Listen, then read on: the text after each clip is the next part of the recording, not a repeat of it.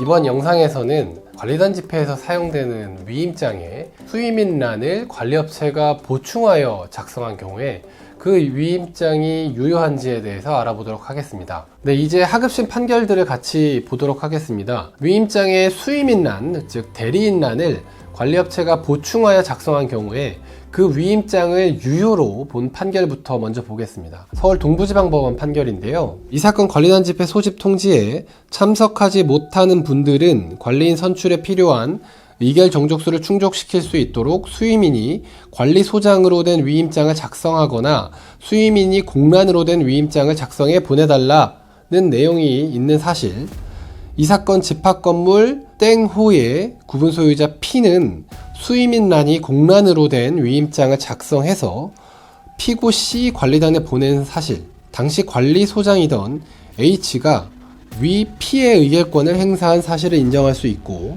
위 인정 사실에 의하면 H가 위 P의 의결권을 행사한 것은 위임에 의한 것으로 보인다. 즉 관리소장인 H가 구분소유자 P의 의결권을 행사한 것은 적법한 위임에 의한 것이다 라고 보았습니다. 그리고 원고 주장과 같이 수임인란이 공란으로 되어 있다고 해서 의결권 행사가 무효라고 보기는 어렵다 라고 판단했습니다. 그런데 이 사건에서는 관리단 집회 소집 통지서에 참석이 어려운 사람들은 위임장을 관리단으로 보내달라 이런 기재가 있었기 때문에 구분소유자가 수임인란이 비워진 채로 위임장을 실제로 관리단에 보냈을 때는 그 수임인란을 보충할 권한까지 관리단이나 관리소장에게 위임하였다라고 볼 여지가 컸습니다. 그럼 반대의 경우를 한번 보도록 하겠습니다.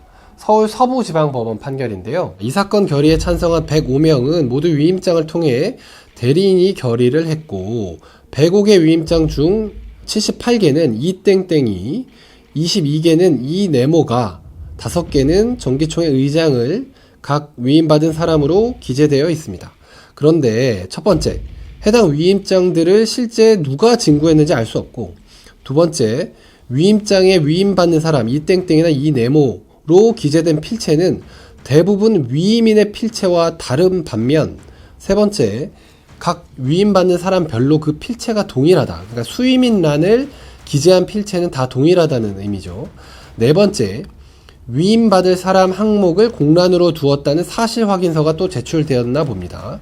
이런 사정들에 비추어 볼 때 해당 위임장들은 실제 위임장을 진구한 사람이 모두 위임인의 표시 없이 받은 다음에, 이렇게 해석을 하는 게 맞는 것 같습니다. 수임인을 공란으로 해서 위임장을 받은 다음에 위임받을 사람 란에, 즉 수임인 란에 일괄적으로 이땡땡 내지 이네모네모를 기재하는 방법으로 작성되었다. 이는 실질적으로 위임장을 진구한 사람이 위임인의 의사와 무관하게 제3자에게 재위임한 것과 다르지 않다고 할 것인데, 위임장을 작성한 사람들이 이러한 방식의 위임까지 허용한 것으로 보기는 어렵다. 그래서 이 위임장은 무효다라고 보았습니다. 방금 보신 판결에서 법원은 수임인란이 공란인 위임장들을 진구한 사람이 그 위임장의 수임인 부분을 일괄하여 보충한 경우에 위임장을 진구한 사람이 위임인의 의사와 무관하게 제3자에게 재위임한 것과 다르지 않다, 이렇게 판단했습니다. 그리고 이런 점을 근거로 해서 위임장을 작성한 사람들이 이러한 방식의 위임장을 허용하였다라고 보기는 어렵기 때문에 위임장은 무효라고 판단하였습니다. 즉 위임장에 백지 보충된 부분이 정당한 보충 권한에 의해 보충된 것이 아니라고 본 것입니다. 지금까지 하급심 판결들을 살펴보았는데요. 어떻게 보면 법원이 동일한 쟁점에 대해 상반된 판단을 한 것처럼 보일 수 있습니다.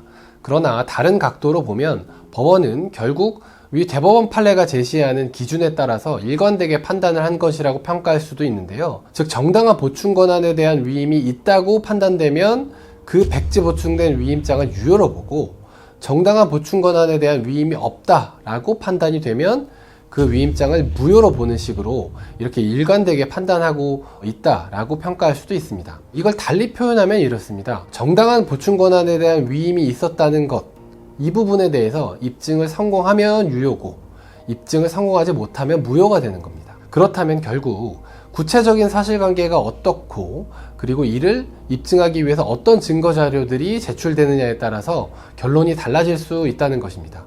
결국 소송을 잘해야 된다는 얘기인데요. 그럼 관리업체가 키 불출 과정에서 수임인란이 비워져 있는 위임장에 사인을 받아서 사후에 그 위임인란에 관리업체 쪽 사람의 인적사항을 추가로 기재하고 그 수임인란을 채워 넣은 거죠.